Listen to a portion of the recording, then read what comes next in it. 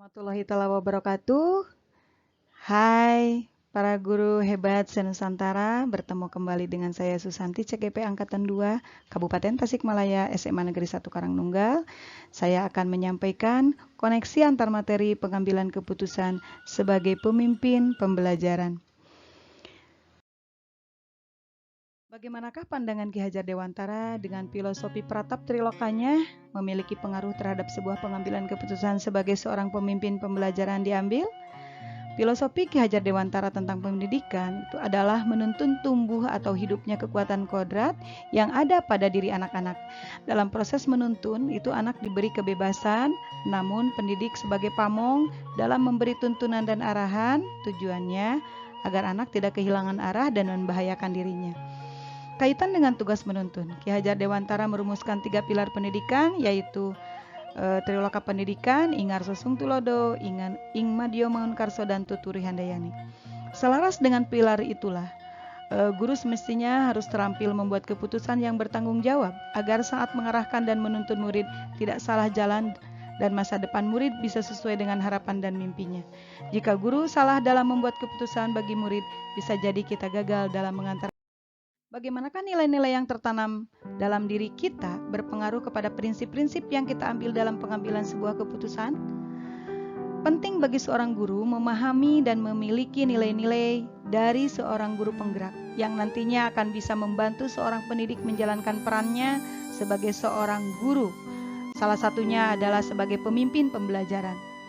Nah, hal ini kita akan bisa dengan peran-peran dan nilai yang ada pada diri kita, maka kita bisa mewujudkan profil pelajar Pancasila yang beriman dan bertakwa kepada Tuhan Yang Maha Esa, berkebinekaan global, bergotong royong, kreatif, bernalar kritis, dan juga mandiri. Selain nilai tersebut, nilai etika, moral, dan sosial juga perlu menjadi pertimbangan tatkala kita memutuskan sebuah keputusan agar keputusan yang kita ambil itu bisa lebih etis dan bagaimanakah kegiatan terbimbing yang kita lakukan pada materi pengambilan keputusan berkaitan dengan kegiatan coaching atau bimbingan? Apakah pengambilan keputusan tersebut telah efektif? Salah satu keterampilan komunikasi yang harus dimiliki oleh seorang pendidik itu adalah keterampilan coaching. Dengan keterampilan berkomunikasi yang terus diasah, kita dapat memberdayakan potensi murid kita untuk menentukan solusi dari permasalahan yang dihadapi, termasuk untuk memutuskan sesuatu yang merupakan sebuah dilema. Kegiatan terbimbing yang kita lakukan pada materi pengambilan keputusan yang berkaitan dengan kegiatan coaching atau bimbingan yang diberikan pendamping dalam proses pembelajaran kita, terutama dalam pengujian pengambilan keputusan tersebut, hal-hal ini bisa dibantu oleh sesi coaching. Karena melalui coaching kita bisa mengetahui keunggulan kita dalam hal memutuskan sesuatu dengan cara kolaborasi, dan bahkan bisa muncul opsi trilema. Jadi, melalui kegiatan ini, pengambilan keputusan itu bisa lebih efektif. Bagaimanakah pembahasan studi kasus yang fokus pada masalah moral atau etika kembali kepada nilai-nilai yang dianut oleh seorang pendidik?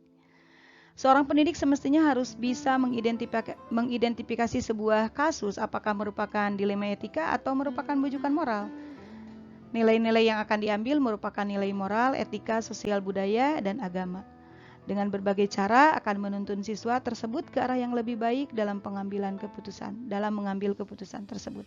Maka keputusan yang diambil akhirnya itu bisa merupakan keputusan yang bertanggung jawab, etis, dan manusiawi. Bagaimanakah pengambilan keputusan yang tepat? Tentunya berdampak pada terciptanya lingkungan yang positif, kondusif, aman, dan nyaman. Itu sudah tentu.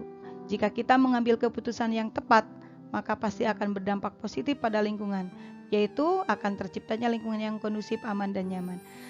Sebisa mungkin kita harus meminimalisir dilema agar dalam pengambilan yang bersifat dilema itu tidak terlalu berpengaruh.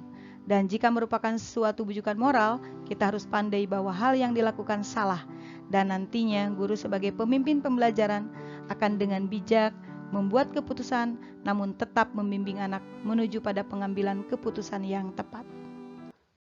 Apakah kesulitan-kesulitan yang dilaksanakan untuk menjalankan pengambilan keputusan terhadap kasus-kasus dilema etika ini? Apakah ini kembali ke masalah perubahan paradigma di lingkungan kita?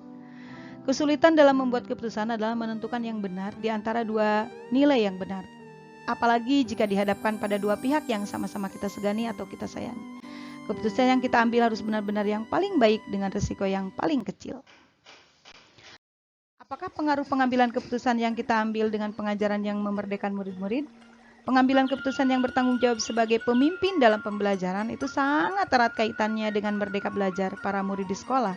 Kita bisa membantu siswa yang punya masalah dalam kesulitan belajarnya, masalah yang dengan guru yang lain, atau masalah mungkin dengan keluarganya.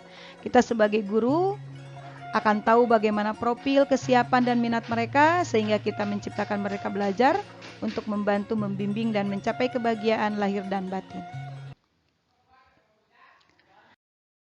Bagaimana seorang pemimpin pembelajaran dalam mengambil keputusan dapat memengaruhi kehidupan atau masa depan murid-muridnya?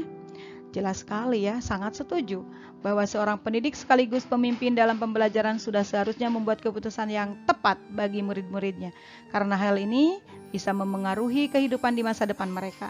Contoh saja misalnya seorang anak yang tidak diberikan kesempatan untuk mengikuti sebuah kegiatan yang positif, tetapi karena mereka mendapatkan hukuman akibat suatu kasus, maka anak tersebut tidak akan mendapatkan kesempatan untuk berprestasi. Padahal itu bisa saja mengubah dirinya menjadi lebih baik. Apakah kesimpulan akhir dari pembelajaran modul materi ini dan keterkaitannya dengan modul-modul sebelumnya? Serangkaian materi dari setiap modul, baik itu modul 1, 2, dan 3, itu semuanya sangat berkaitan satu dengan yang lain, merupakan sebuah spiral yang terjalin dengan harmonis. Filosofi KHD pendidikan yang berpusat pada murid, mendidik sesuai kodrat, menjadi penuntun dengan triloka pendidikannya, dan menjunjung nilai-nilai CGP dan melaksanakan perannya dengan berpedoman pada nilai-nilai tersebut. Guru menjadi panutan dengan memperhatikan semua kebutuhan muridnya, melalui pembelajaran berdiferensiasi, melatih sosial emosional, dan juga membiasakan budaya positif. Semua itu tidaklah cukup.